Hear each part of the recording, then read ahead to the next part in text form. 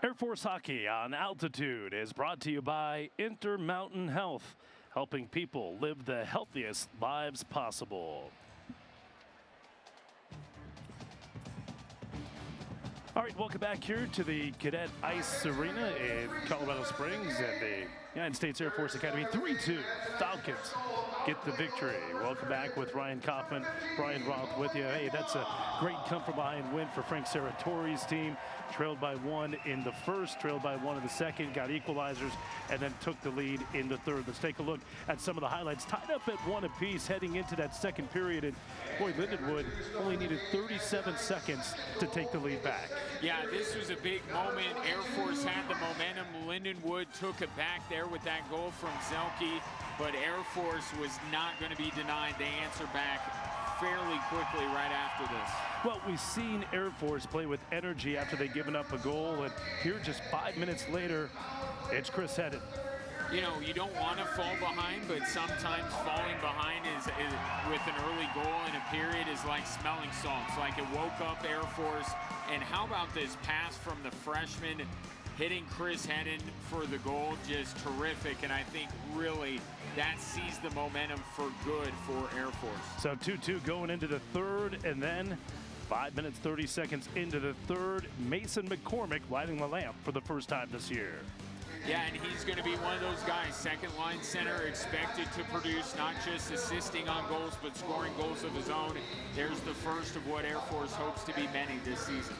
And it gave them really their first lead that they were able to play with of the season. We talked about that as you look at some of the final stats.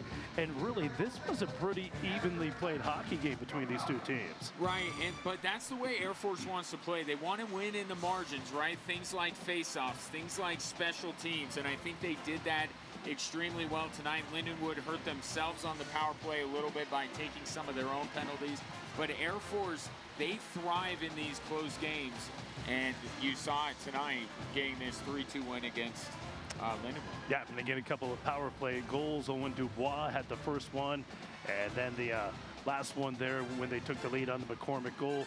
So 3-2, these two teams will play coming up on Sunday. They'll get the day off tomorrow because of the Air Force football game. Sunday afternoon, they get to rest their bodies a little bit, and a chance for the Lions to try to even the series. But boy, Air Force would love nothing with conference play starting up next week to come out of here with 4 points. Well, I think if you're Frank Serratori and you're the Falcons, you can look at tonight's game and say, hey boys, we have room to improve. We didn't start the first period the way that we would have liked. It really came on at the end of that first period and on the whole way through.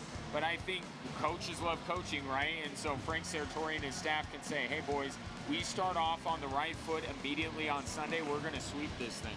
So the Air Force Falcons with the win, they go to 2-3 here on the season again.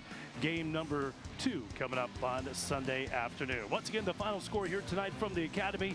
Air Force wins it over Lindenwood by the count of 3-2. We'll be back on November 8th when the Falcons take on the Canisius Golden Griffith starting at 7 p.m.